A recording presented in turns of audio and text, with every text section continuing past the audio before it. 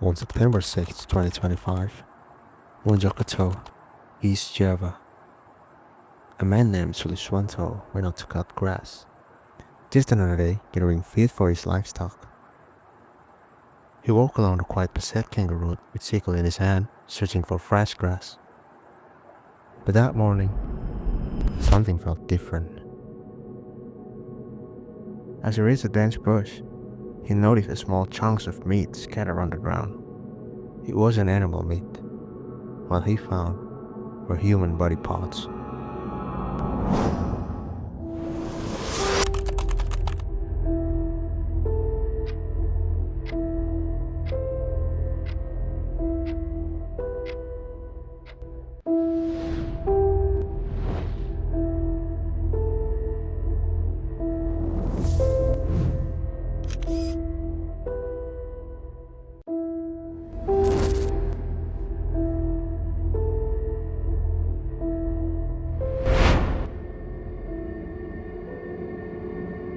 Panicking, Suliswanto went to report the discovery to the village office, which later forwarded the case to the Mojokerto Police Department. Even more disturbing, he later admitted that he had seen similar meat fragments near Red and Sujo Forest Park. But back then, he thought nothing of it. And now, all those forgotten pieces were starting to form a horrifying puzzle. As soon as the report reached the authorities, a full team from Mojokerto Police, assisted by volunteers and tracking dogs, was deployed to the site. What they uncovered confirmed there was fear. This wasn't an accident. It was the scene of a murder, followed by dismemberment, and a calculated attempt to destroy evidence and hide the truth. Piece by piece, the team found more remains scattered across the area, each one meticulously cut into almost identical sizes, as if done by someone who knew exactly what they were doing. By the end of the day, the police had collected dozens of fragments from the scene. All the remains were sent to Bayangkara Sagara Hospital for forensic analysis.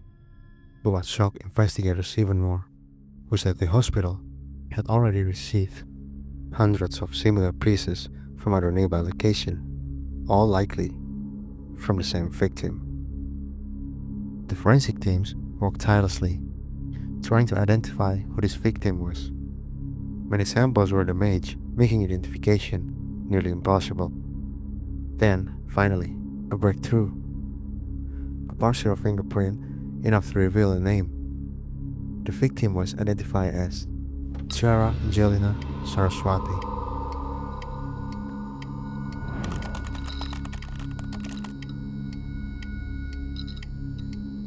When the police informed her family, their world fell apart.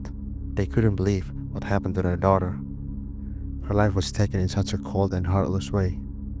This was only the beginning, because what came next would uncover something far darker than anyone could imagine. From all the evidence collected by the authorities, the suspect behind this horrifying act pointed to one person, none other than Alvi Maulana, the boyfriend of Dhira Angelina herself.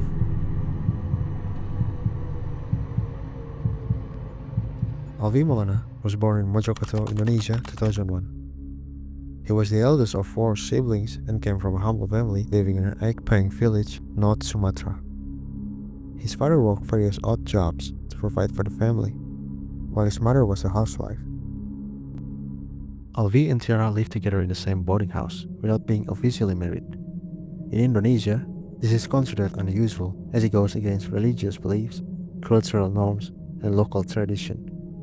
Alvi attended Budi Utomo Gading Mangu High School in Jombang.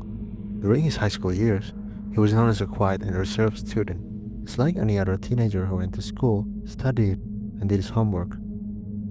After graduating, he continued his studies at Trunoyo University of Madura, the same university as Dhira's, though they were in the different faculties. Alvi majored in informatics. After finishing college, Alvi worked as an online motorcycle taxi driver. Before that, he once worked as a butcher, though not full-time, only during special occasions such as Idul Adha or when someone specifically asked for his help. He was quite skilled when it came to cutting meat, but that job didn't last long. He later chose to focus on driving online to earn a living, pay for his rent, and even supports Tiara's daily needs.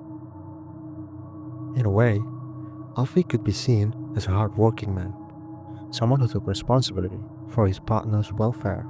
He often came home late at night after a long day of taking orders. Since moving into the boarding house, the neighbors started to believe that Alfie and Dhira were married in a secret ceremony, because that's what Alfie told them. But in truth, they were never married at all. According to one of his neighbors, Alfie had been renting the place since April 2025, and he rarely socialized with others. He would greet them politely when passing by, but never engage in a long conversation. The local neighborhood chief, Mr. Heru, also mentioned that he often saw Alfie buying breakfast near his house. Alfie would simply nod or greet him quietly. Mr. Heru described him as a calm, introverted man, someone who preferred to stay to himself and rarely interacted with people around him. Now let's talk about the background of the victim, Dhira Angelina Saraswati.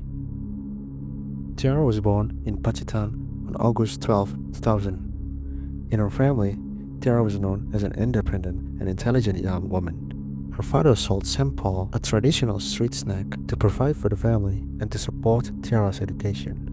Dhira attended Darul Ulum High School in Jombang. After graduating, she decided to take a one-year gap before continuing her studies. Later, she enrolled at Trunojo University of Madura, the same university as her boyfriend Alfie.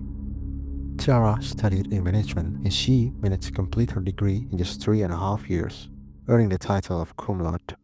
You could say Dhira was a bright and diligent student, someone who excelled both academically and personally. Her decision to stay away from home marked the beginning of a change that no one, not even her closest family, could have predicted. Now we've reached the core of the story, the night when Alfie took the life of his own girlfriend, Dhira. In the beginning, their relationship seemed perfect. They had been together for 5 years, and Alfie had even planned to propose to Dhira, proving his seriousness and love for her. Like most couples, they went on dates, cared for each other, and shared happy moments together. But everything started to change in April 2025, when they decided to live together in a small boarding house located on Raya Lidahwatan Street, Surabaya. At first, things were fine, but soon, small cracks began to appear. According to Alfie's own confession, the problem started when Dhira began demanding more financially. She wanted Alfie to cover her living expenses and fulfill her growing needs, something that became a heavy burden for him. As we know, Alfie worked as an online motorcycle taxi driver, a job that barely covered daily expenses. Because of this, tension slowly grew between them. One of their neighbors even recalled hearing Alfie returning home late at night, knocking on his room door for a long time, before Dhira finally opened it. And soon after, the sound of arguments filled the quiet boarding house. Despite their frequent fights, rumors said that Alfie still had a plan to take their relationship to a more serious level, hoping to save enough money to propose, or maybe even to marry Dhira. But the pressure was unbearable. His income was barely enough for daily needs, and saving up for something big was almost impossible. Still, Alfie kept trying, until one day, Dhira began to complain even more about his financial situation. She accused him of not being able to provide the kind of life she wanted. That's when Alfie's patience started to break. He didn't show his anger, not at first. He kept it all bottled up inside, letting the resentment grow in silence.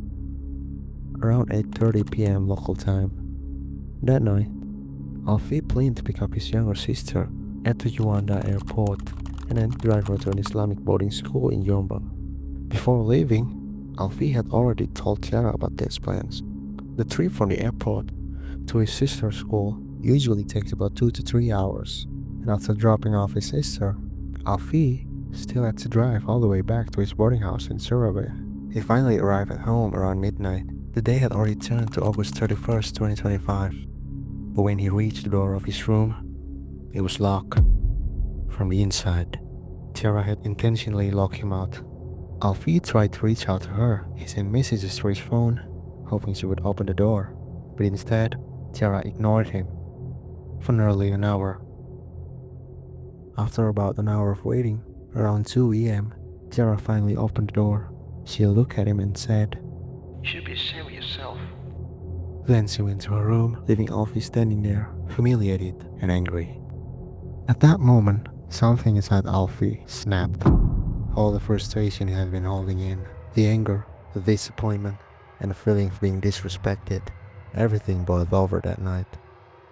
Shortly after Tiara's harsh words, and as she retreated to her room, Alfie did not go to bed. He went to the kitchen and took a knife. With that knife in hand, he approached Tiara. Without warning, Alfie attacked Tiara, striking her in the neck. Tiara died at the scene. Overcome by a mix of anger and panic, Alfie then moved Tiara's body to the bathroom on the ground floor. Fearing discovery, he made the desperate decision to try to conceal what he had done. Drawing on his past experience as butcher, Alfie attempted to break the body into smaller parts and hide the evidence of the crime. He used red bags to transport some of the remains. He also stored several body parts inside his boarding house room, such as wardrobe, and lived normally like nothing ever happened. And it remained for some time before being discovered by the investigators.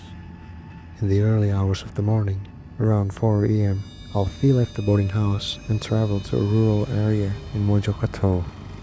Under cover of the darkness, around 5:30, he discarded some of the body part packages among the vegetation. He also buried certain parts near the boarding house.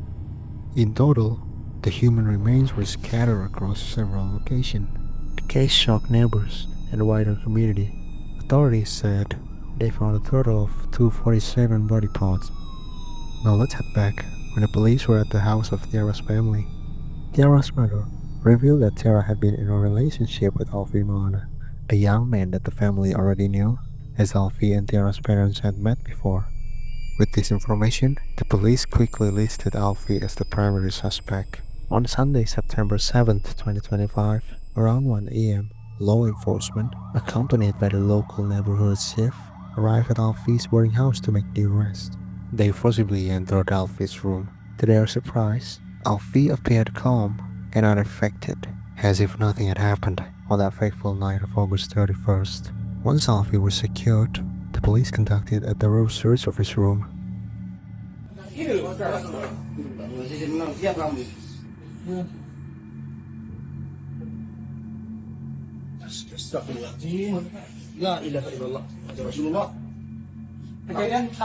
During the search, they discovered additional evidence related to the crime. Following the arrest, Alfie was taken to the police station for further questioning, as the investigation moved into the next critical phase. According to Alfie's statement, the tragedy occurred because his relationship with Tiara had not been smooth. He claimed that Tiara had a temperamental personality, which often led arguments between them.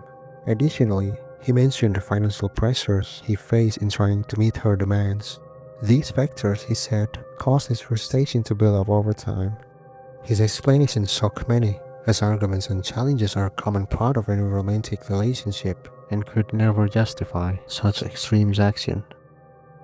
As a result of his crime, Alfie was charged under Article 340 of the Indonesian Criminal Code, which covers premeditated murder carrying a penalty of death or life imprisonment.